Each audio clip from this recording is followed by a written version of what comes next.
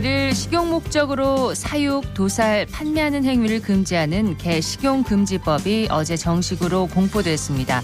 관련 업자들은 공포일을 기준으로 6개월 이내에 이행 계획서를 제출해야 하는데요. 정부는 업종 전환 지원을 위한 실태조사 착수에 들어갔지만 예산 확보까지 시간이 오래 걸릴 것이라는 전망입니다. 대구 북구에 있는 칠성 게시장은 전국에서 유일하게 남아있는 게시장인데요. 이 특별법 통과 후 상인들은 하루빨리 업종 전환을 위한 보상과 대책이 마련될 것을 촉구하고 있습니다.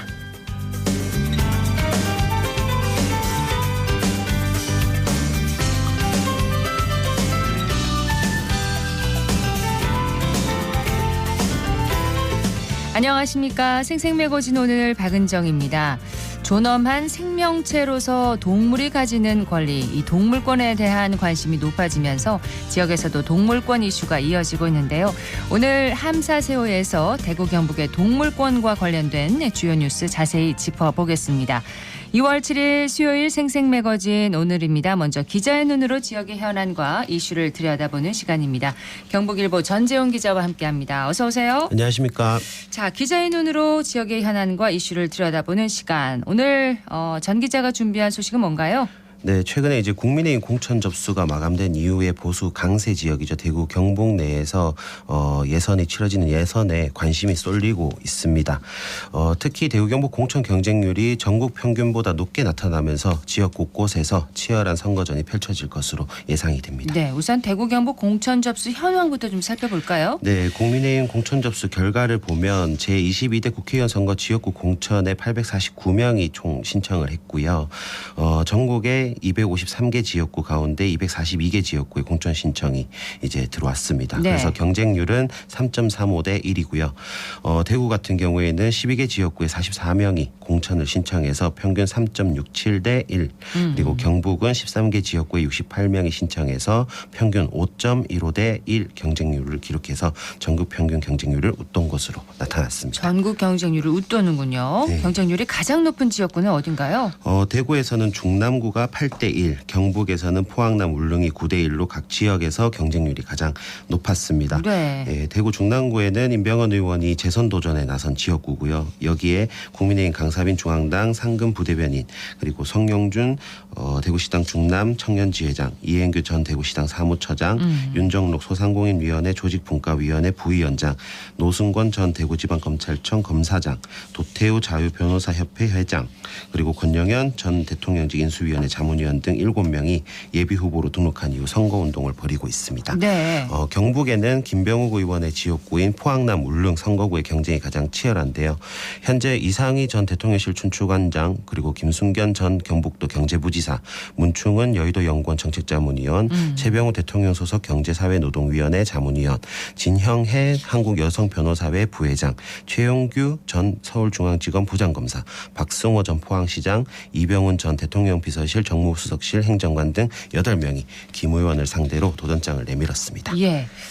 공천 경쟁이 없는 지역구도 있나요? 네, 대구 경북 지역 중에서 단독으로 공천 신청이 이루어진 지역은 추경호 국회의원의 지역구인 달성군입니다. 지역 정가에서는 추 의원이 현직 프리미엄이 있는 데다가 현 정권에서 경제부총리 겸 기획재정부 장관을 맡으면서 활약을 좀 했다고 평가를 하고요. 네.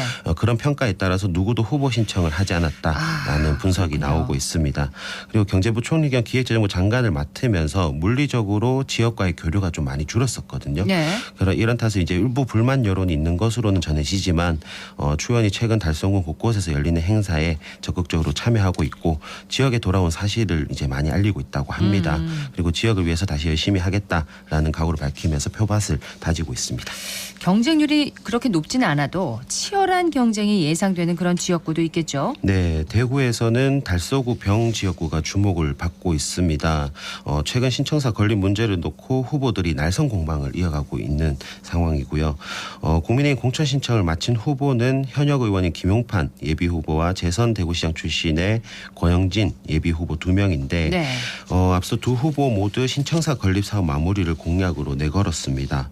그런데 최근에 벌어진 논쟁은 김용판 예비후보가 지난 1일 재선 도전 의지를 밝힌 기자회견 자리에서 한 발언이 좀 비롯됐는데 당시 김 예비후보는 권 예비후보가 시장 재임 시절 신청사 건립 기금 1,368억 원을 유용하면서 신청사 건립에 차질이 생긴 것이라고 주장을 했고 예. 염치 없는 전임 대구시장이라는 강도 높은 비판도 했습니다. 그래서 다음 날에는 고영진 예비후보가 기자회견을 열어서 신청사 건립 문제가 표류하기 시작한 건 김용판 예비후보가 옛 두류정수장 부지 절반을 매각해서 짓겠다는 홍준표 대구시장 방침에 동의하면서 꼬인 것이다.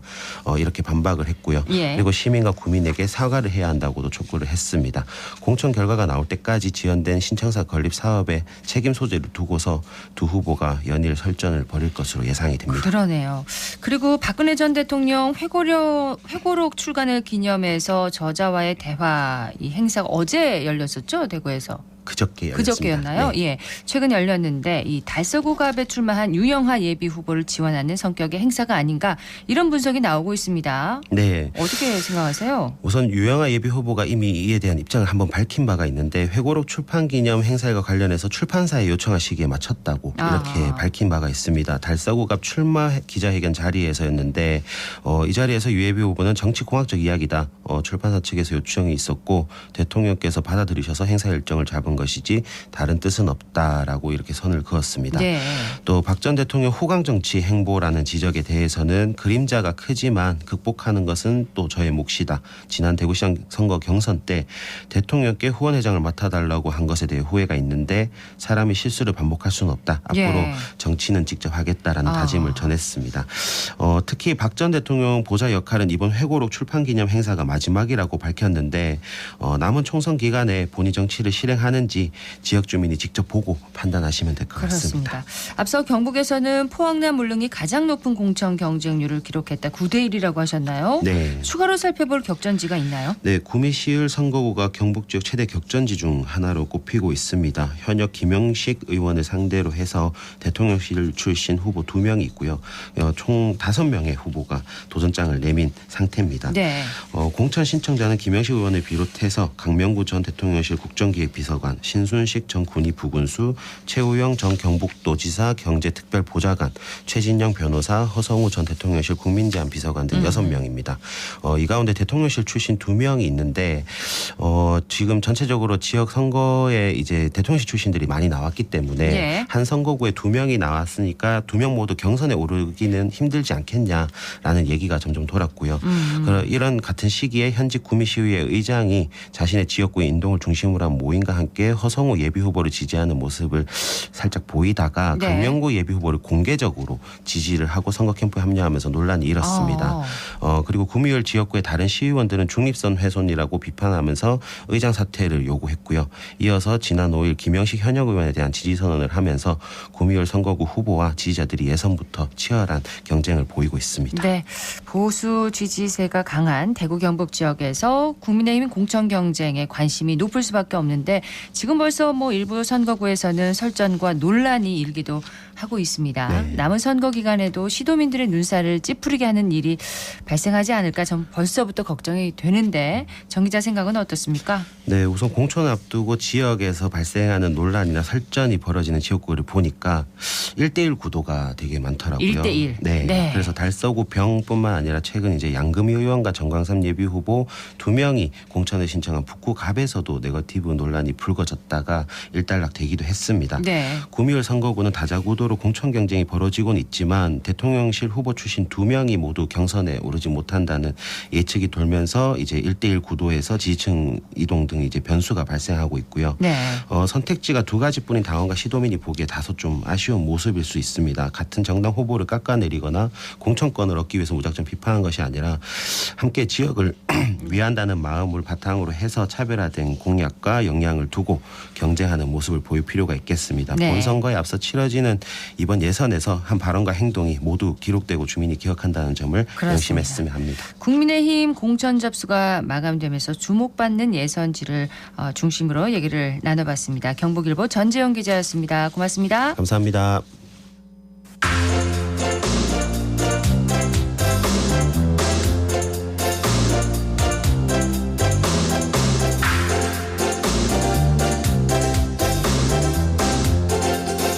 11시 40분 지났습니다.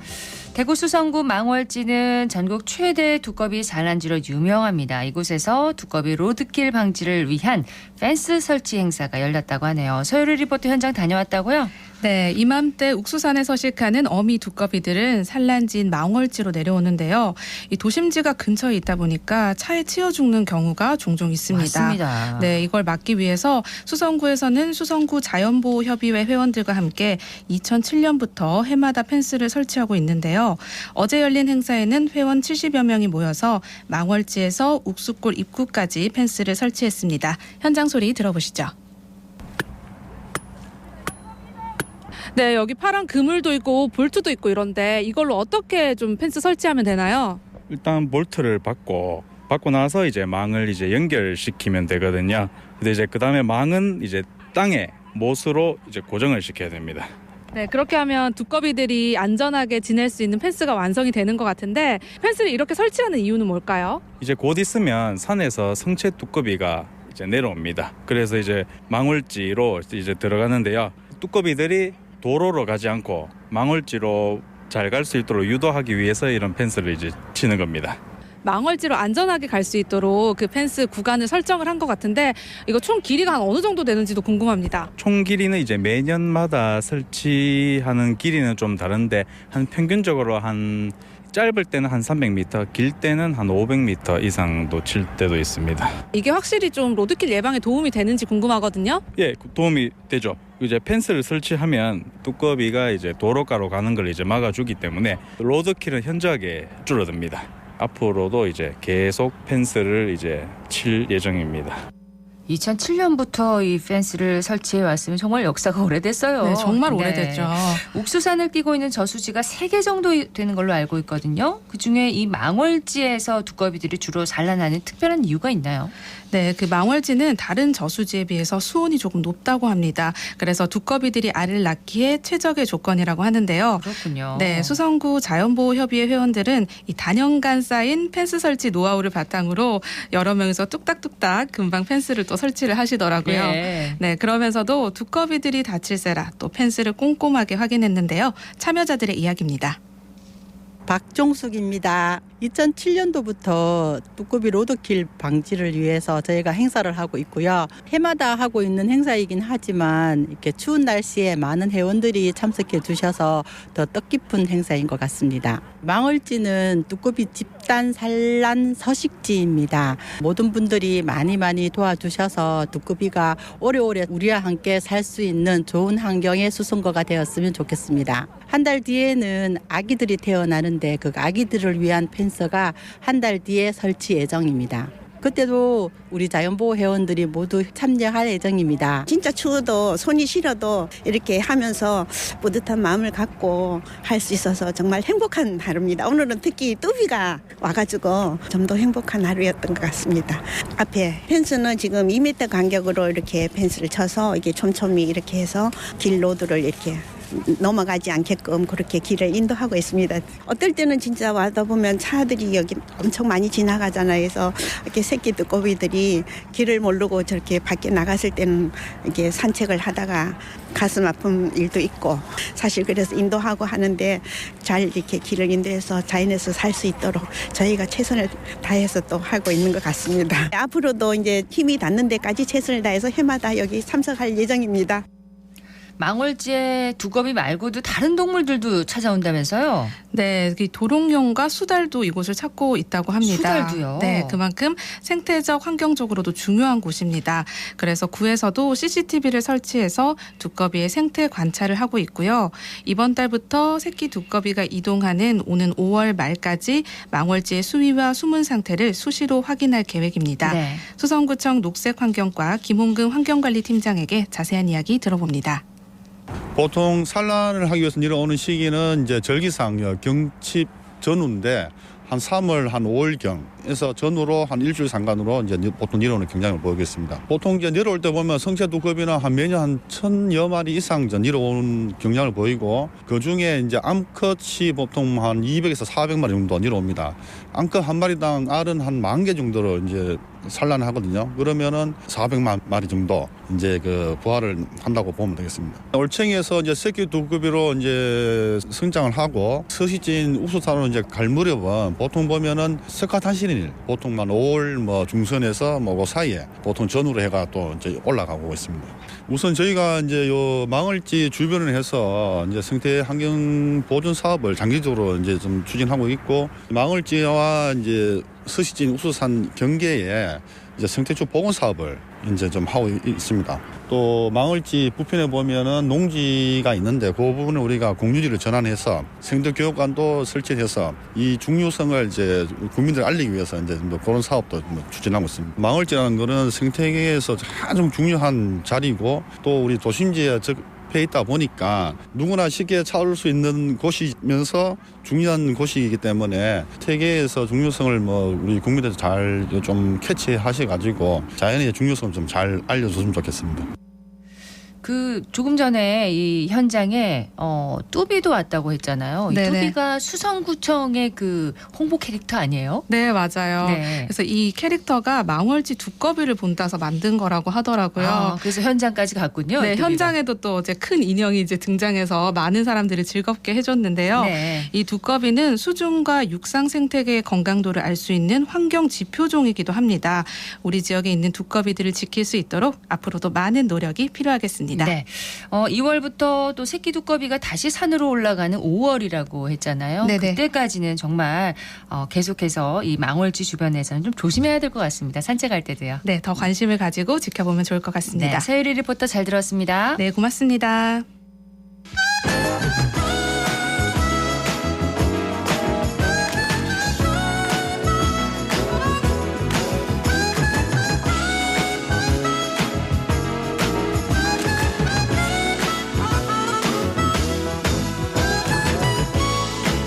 사회적 가치와 공익을 실현하고 환경을 지키며 마을 주민의 삶의 질을 높여서 더 나은 함께 사는 세상을 그려봅니다. 함사세요. 오늘은 생명평화 아시아의 이명은 사무국장과 함께합니다. 어서 오세요. 네, 안녕하세요. 오늘 어떤 얘기 해볼까요? 네, 새해가 어느새 한 달이 지나고 민족의 대명절 설을 앞두고 있는데요.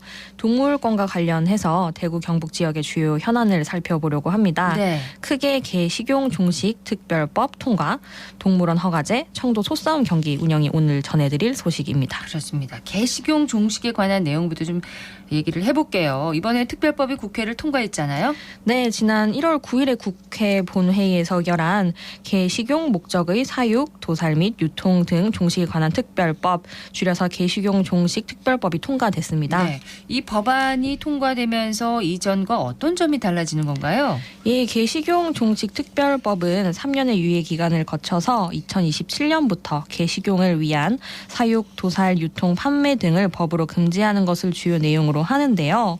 앞으로는 법에 따라 유예 기간 후에는 식용 목적으로 개를 도살하면 3년 이하 징역 또는 3천만 원 이하의 벌금, 개를 사육, 증식, 유통하면 2년 이하의 징역 또는 2천만 원 이하의 벌금에 처할 수 있습니다. 네. 대구는 그 칠성 게시장이 지금 있잖아요. 그렇죠. 네, 다른 지역의 게시장은 벌써 문을 닫았는데 대구에만 이제 유일하게 남아 있습니다. 네, 맞습니다. 대구에는 북구 칠성시장에 게시장이 있는데요. 한때 경기 성남에 있는 모란시장, 부산의 구포시장과 함께 전국 3대 게시장으로 불렸습니다. 다른 지역의 게시장 두 곳이 문을 닫으면서 칠성 게시장은 전국에서 현재 유일하게 남은 게시장인데요. 네. 한때는 보신탕과 건강원이라고 해서 50여 곳이 영업을 하기도 했으나 현재는 줄어들어 13곳의 가게가 영업을 하고 있는 상황입니다. 자, 특별법 통과로 이제 칠성 게시장도 좋든 싫든 간에 문을 닫아야 하는 상황이 됐습니다. 상인들 반응은 어떻습니까? 예, 특별법 유예 기간 이후에는 기존과 같이 영업을 할 수 없으니 3년 안에 업종 전환이 필요한 상황인데요. 예. 개식용 종식 특별법 통과 후 영업점 중 10곳에서는 적절한 생계 보장이 이루어진다면 업종을 전환하겠다 뜻을 밝혔습니다. 지난 2021년에 업주들과 대구시가 이미 골목 폐쇄를 위해 업종 전환을 논의하긴 했습니다만 보상액 등에 대한 입장 차이가 커서 무산이 됐습니다. 네. 특별법 통과 후 대구시는 정부의 지침이 내려올 때까지 상황을 지켜보겠다는 입장인데요. 중요한 건 유예 기간 동안 마냥 정부의 지침을 기다리는 것이 아니라 칠성 게시장을 조기 폐쇄할 수 있도록 대구시가 대책을 하루빨리 마련하는 것 핵심입니다. 네, 지원책이 잘 마련돼서 업종 전환을 위해서 좀 뒷받침이 잘 되기를 바랍니다. 동물원 관련해서도 바뀐 게 있다면서요? 네, 그렇습니다. 기존에는 동물원과 수족관을 설립하려면 지자체의 형식적인 등록 요건만 충족하면 누구나 운영이 가능했는데요. 네. 허술한 관리 감독에 동물들과 시설 관리가 부실하다는 문제가 지속적으로 언급돼 왔습니다. 이에 작년 12월 14일부터 절차가 등록제에서 허가제로 바뀌었는데요. 이제 허가제이기 때문에 강화된 허가 요건을 갖춰야만 동물원 수족관 설립이 가능합니다. 그렇군요. 동물원 및 수족관 관리에 관한 법률 개정안에 따르면 야생동물 특성에 맞게 휴식 전화 바닥재 같은 서식 환경을 조성해야 하고 환경부 해양수산부가 5년마다 시설 운영 현황과 동물 복지 등의 실태 조사 및 평가를 실시해서 그 결과를 공개해야 합니다. 네. 이미 운영 중인 곳은 5년의 유예 기간 동안 허가 요건을 갖추어야 합니다. 기존 그 동물원 관리 운영이 부실했던 곳이 이제 예를 들면 지금은 폐업한 걸로 알고 있는데요. 달성군에 있었던 동물원의 동물학대 사건 있었잖아요. 예, 그런 사건이 있었는데요. 해당 동물원에서는 코로나19를 이유로 2020년 휴업에 들어갔을 때 네. 종양이 생긴 낙타를 치료 없이 방치해서 죽게 하고 죽은 낙타를 맹수에 먹이로 주는 일이 발생했었습니다. 또한 동물원에서 멸종 위기종을 사육하면서 체계적인 관리도 이루어지지 않았고요. 동물원 대표에게 작년 6월에 징역 1년, 집행유예 2년이 선고되었는데 동물원 운영자로는 처음으로 동물 학대 처벌을 받은 사건입니다. 그렇군요.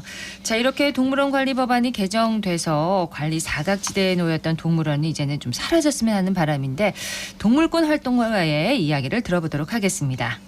안녕하세요. 저는 동물권 활동하는 비건 채식인 박소영입니다. 저는 동물권과 채식에 관한 강의를 하고 있고요. 그리고 23년도부터 녹색당 대구시당 동물권위원회 위원장을 맡게 되었거든요. 주로 동물권 현장에 가서 1인 시위를 하는 역할을 하고 있고요. 대구 경북의 동물권 관련해서 직접 대응하고 있습니다. 크게는 동물권 관련해서 대구시의 예산 편성부터 저희 지역의 길고양이 문제라든지 정말 다양하게 문제들이 있는데 이제 그 중에서도 이제 칠성 게시장이 완전히 철폐되지 않았다는 것과 이제 달성군에서 매년 열리는 소싸움 경기가 가장 현안이다 이렇게 생각하고 있습니다. 전국에서 유일하게 대구에만 식용개 판매 시장이 남아 있거든요. 저희 쪽에서는 부끄럽게 여길 일이 아닌가 하는 생각도 있고요. 그리고 소싸움 경기는 이제 시민들에게 여론조사를 했어요. 그런데 86% 이상의 시민들이 더 이상 소싸움 경기를 찬성하지 않는다 이런 얘기를 해주셨는데도 불구하고 시민 예산을 지원한다는 것이 부당하다라는 생각이죠. 다른 지역에서는 올해부터 예산을 이미 삭감했거나 편성하지 않는 대응을 해주시고 계시는데 대구시는 올해도 예산이 편성이 됐더라고요. 저처럼 가서 집회를 하거나 시위를 하거나 하는 방법도 물론 있겠습니다만은 시민분들이 수근수근 이런 동물권 의제들에 대해서 그렇다더라 그런 의제는 어떻게 해결이 되었을까를 찾아봐 주시고 얘기를 좀 나눠주시면 좋을 것 같아요. 어쨌거나 모든 변화는 이제 시민들의 목소리에서 시작되는 거니까요. 동물권이라고 하면 인식이 다르신 것 같아요. 그냥 지구에 있는 모든 생명이 차별받지 않아야 한다라는 뜻인데 동물권을 보실 때 종차별을 대하는 우리의 정의로운 마음이라고 봐주셨으면 좋겠습니다.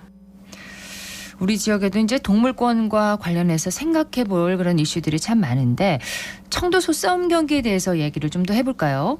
네, 지난달 26일 문화재청이 소싸움을 무형문화재 지정을 위한 조사 대상에 포함해 동물권 단체의 반발이 있었습니다. 국가 무형문화재 지정이요? 네, 동물보호법에 따르면 도박, 광고, 오락, 유흥 등의 목적으로 동물에게 상해를 입히는 행위는 동물 학대로 규정되어 있는데요. 그럼에도 소싸움이 가능한 이유는 민속 경기로 인정의 예외로 보기 때문입니다. 네.